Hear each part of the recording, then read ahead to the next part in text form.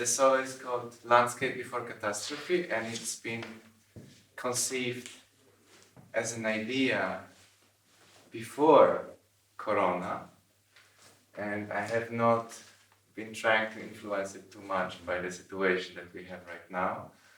Although the whole thing is for me a study of a potentiality of something possibly bad happening. So I started working on it 2000 something. 2018, I think, late 2018, and I've been envisioning like, okay, the end of the world or some other bad things happening, and that's what when you started yes, to work to yes. think about the project. Yes. Okay. So in the end, like, I don't want to say that the art has a prophetic value, but we could argue that sometimes we can perceive what is about to happen if we get sensitive enough. But nonetheless, the work for me is all about the state right before, when you can see it approaching. And what do you do once you see it approaching? Maybe that refers also to the big ideas in the theater, not to the catharsis. Another word for, doesn't have to be a catastrophe, but it could be a catharsis. So it's also something which we use in the theater maybe to build up to something, to a point, and then something happens. I feel they are the same. You get something out of that. Could be that they are the same color of the same thing, like the different aspect of the same thing. I feel that, okay, you associate one thing with the Dionysian ritual and, you know, euphoria and so on, but I think the same kind of energy can be moderated towards something extremely bad happening. So I think... And you're expressing that through your body, through your movements? Supposedly. On one hand, in this very playful thing, mode with the objects, and on the other hand, with your existentialistic body use, let's say. Right. I feel that, you know, being a freelance artist, we are, okay, I know a little bit about the catharsis, but I also know a lot about catastrophe. So, so I feel that, like the study of failure, it's very autobiographical for me. So, yes, if I can find means that are non-destructive for other people to express that, I'm really happy. Well, I remember when you were writing to me your first ideas also about this landscape of the Plattenbauten or from this pole in Poland. Did you grow up in? Yeah, like unfortunately I'm from Poland and I am from Plattenbau districts, and that is very sad in a way, but also it's great because it opens your mind for seeing things that are not clearly there. Because what's there you don't want to see, so in the end it opens up the creative aspect. And yes, I've been always enjoying like the little creaks in asphalt or big on concrete like falling apart, like big crack through the whole building and you're still living there. It's really inspiring to notice the beauty in the ugliness. So you're following Tadeusz Kantor in this beauty of the destruction, the ugliness and dirt. I think he has even more to talk about because he's even from the era when it was even worse. But I'd say that that's not something my parents are restorers of art. If it has anything to do with it, they've always been invested in trying to overpaint what's already broken. So there's been a lot of broken things even inside the house. So I'm familiar with that.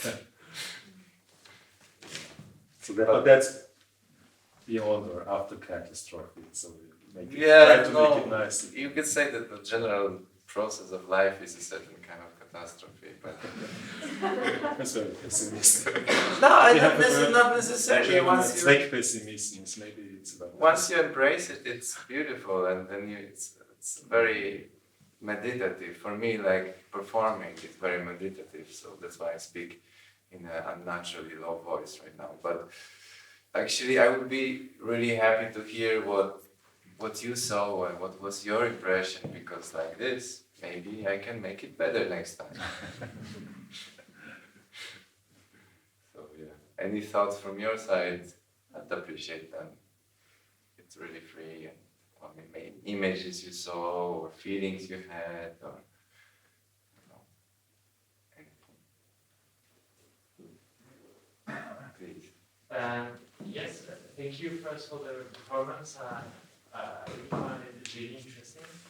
And maybe one thing that was interesting was that there was this tension that was continuous, because even though we would expect that it's not going to burst, you still have this feeling that something is going to burst, and this tension goes throughout the stage. And still, the more it was lasting, the more I thought of birth, about creation rather than the end of something. Especially the last one, the second level, took the shape of an egg to me, like an egg, like a decoration of something. This kind of images, images which are thank you. Thank you. Thank you. Yeah, well, absolutely. Space Odyssey, very famous example of that. Is it the music of Space Odyssey? No. But it's also a classic. But it's a Polish composer, Gorecki. It's How did you find that inspiration? I have been interested in some kind of pathos, and the themes that are larger than life, right? This kind of, and this music is larger than life, and I've been researching, because I've been researching, this is contemporary music, it's not old, super old, it's semi-old. It's contemporary music, it's from Górecki, Polish composer, and this is his third symphony, and it's about the death of a child, and it's a very religious symphony, and somehow there is some energy in people's commitment to an idea of religion that makes artists go to the heights of their abilities and somehow transcend some kind of energy, and you can really feel that his whole religious belief is in this music, is in this symphony. It just makes it so beautiful, and I just somehow find it captivating. And I wanted It's also a big difference to the sounds you were recording and making with your objects. And it's also a big difference and tension. Yeah, I didn't want to overuse like outside music, because it's I don't know, if I put more songs in there, it's not gonna be. So everything is rather raw in this way. Every sound that you hear, it's taken from the bowl, taken from the lamp. It's very more breathing. Any other thoughts? Questions? Yeah, I say something. Thank you also for the performance. What I saw is like there is a lot of elements. There is the small ball, there's the big ball, there's the sounds you're recording, there's the third object, and I felt like in each one there is a piece of gold. It's like you find a piece of gold, and I felt like really it's all these ideas now in one piece, and I felt like somehow you could make a piece with each one. There was really this feeling of like you and the ball, and I wanted to clear all the space, because this was so strong, just the two of you. And the same, like when you blow up, for example, this the big balloon, like all the shades that were happening just while it's blowing, just visually what, and I wanted to slower it down, you know, because it's really giving a lot already.